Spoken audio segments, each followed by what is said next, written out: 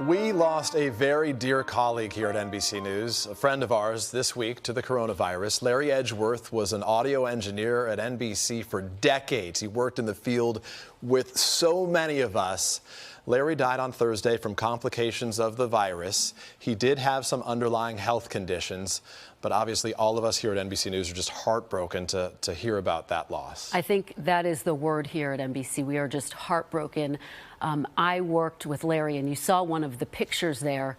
We were in Alaska. It was my first big political story.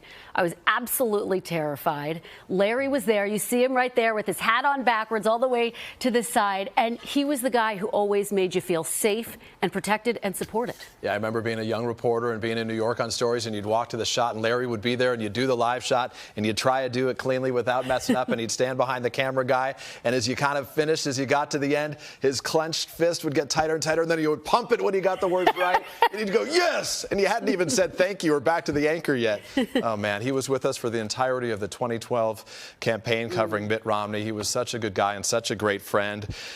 The governor, the then governor, now Senator Romney, tweeted overnight about it, in fact. He wrote, he was a special part of the Romney Rambler family. He said, deeply saddened by this news. Just remind you of how many people he touched. He was a beautiful soul. Larry Edgeworth is survived by his wife, Kristen, and their two sons, Miles and Alex. And he was just 61 years old.